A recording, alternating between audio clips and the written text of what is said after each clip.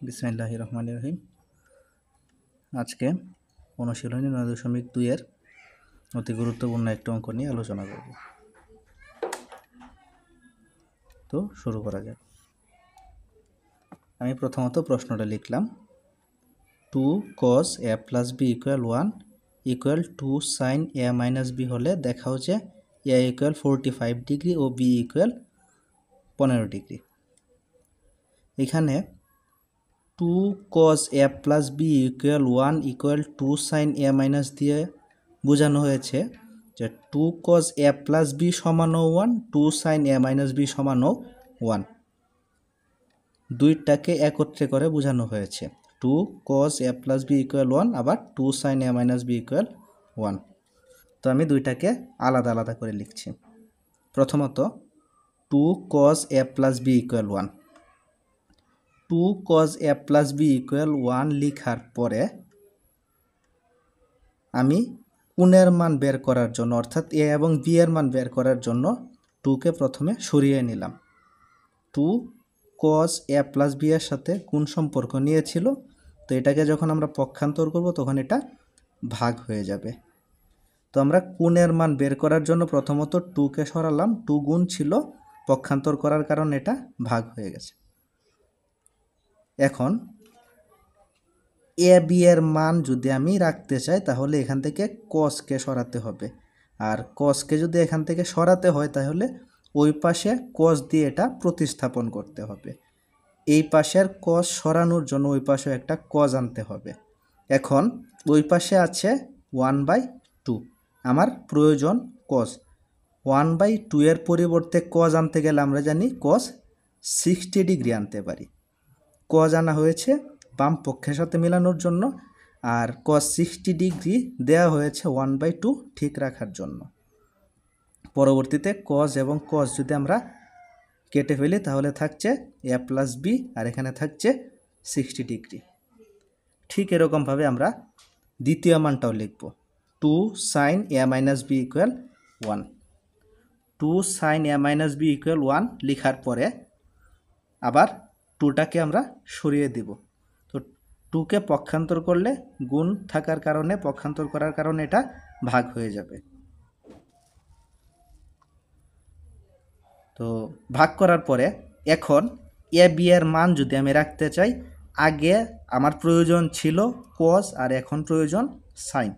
আগে যেহেতু কস ছিল এই কারণে আমি সরানোর জন্য কসই এনেছিলাম, আর এখন যেহেতু সাইন আছে তো এই সাইনটাকে যদি আমি সরাতে চাই তাহলে একটা সাইনের প্রয়োজন। এখন 1/2 এর পরিবর্তে সাইন আনতে গেলে সাইন কত ডিগ্রি আনা যায়? 30 ডিগ্রি। আমরা জানি সাইন 30 ডিগ্রির মান 1/2। 1/2 এর পরিবর্তে সাইন আনার মূল উদ্দেশ্য হচ্ছে বাম পক্ষের যে সাইনটা ওই সাইনটা সরানো। ওই সাইনটা সরানোর জন্য আমি মূলত এই পাশে সাইন এনেছি। আর কার পরিবর্তে এনেছি? 1/2। তো 1/2 এর পরিবর্তে সাইন আনতে গেলে সাইন 30 ডিগ্রি লিখতে হবে। আমরা জানি সাইন 30 ডিগ্রির মানে 1/2। পরবর্তীতে যদি সাইন দুই পক্ষ থেকে সরিয়ে দিই তাহলে থাকছে এখানে a মাইনাস বি আর এখানে থাকছে 30 ডিগ্রি। তো আগেরটা ছিল 1 নং সমীকরণ এবং এটা হচ্ছে 2 নং সমীকরণ। দুইটা সমীকরণ এখানে রেডি হয়ে গেল। প্রথম সমীকরণ a plus B equal 60 degree আর দ্বিতীয় সমীকরণ হচ্ছে a minus B equal 30 degree. এখন দুইটা সমীকরণকে আমরা সমাধান করব। সমীকরণকে সমাধান করার বিভিন্ন প্রক্রিয়া আছে, এর মধ্যে আমরা অপনয়ন পদ্ধতি প্রয়োগ করব।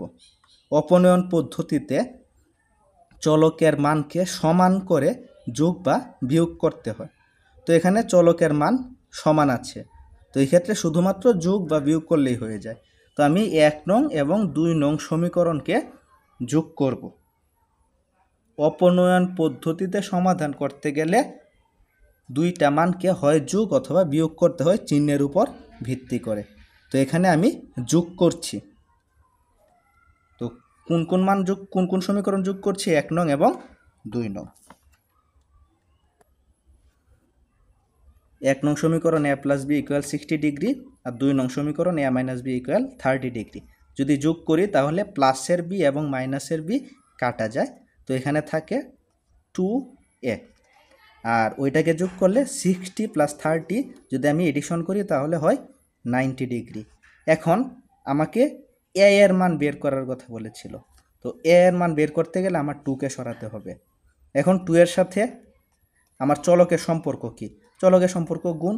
তো পক্ষান্তর করার মাধ্যমে আমরা জানি যে চলক থেকে অন্যান্য মানগুলো আমরা সরিয়ে ফেলতে পারি। তো আমরা 2কে সরিয়ে দিলাম। এখন পক্ষান্তর করার কারণে 2 গুণ ছিল, পক্ষান্তর করার মাধ্যমে 2 ভাগ হয়ে গেছে। এখন 90 ডিগ্রিকে 2 দিয়ে ভাগ করলে হয় 45 ডিগ্রি, অর্থাৎ এর মান আমরা এখানে পেয়ে গেলাম 45 ডিগ্রি। এখন এই এর মানকে দুইটা সমীকরণের মধ্য থেকে যে কোনো একটা সমীকরণে বসাতে হবে। কোন সমীকরণে বসালে সুবিধা হয়? 1 নং সমীকরণে বসালে সুবিধা হয়, কারণ 1 নং সমীকরণে চলকের মান সবগুলাই প্লাস। তো আমরা এই এ এর মানটা 1 নং সমীকরণে বসাই। প্রথমত 1 নং সমীকরণ লিখলাম a + b = 60 ডিগ্রি। এখন এ এর তো একটা মান হয়ে গেছে, এর মান কত? 45 ডিগ্রি। এ এর পরিবর্তে আমি 45 ডিগ্রি বসালাম, +5 + b = 60 ডিগ্রি। 45 ডিগ্রিকে আমি পক্ষান্তর করব, প্লাস পক্ষান্তর করার কারণে এটা হয়ে যাবে মাইনাস। 60 থেকে 45 যদি আমরা মাইনাস করি তাহলে থাকে 15 ডিগ্রি। তাহলে এর মান 45 ডিগ্রি এবং বি এর মান 15 ডিগ্রি। যদি এই কনসেপ্টটা ভালো করে বোঝা যায় তাহলে 9.2 এর 19 নাম্বার এবং 21 নাম্বার অঙ্কটা অবশ্যই পারা যাবে। সবাইকে পড়ার জন্য অনুরোধ জানানো হলো। ধন্যবাদ।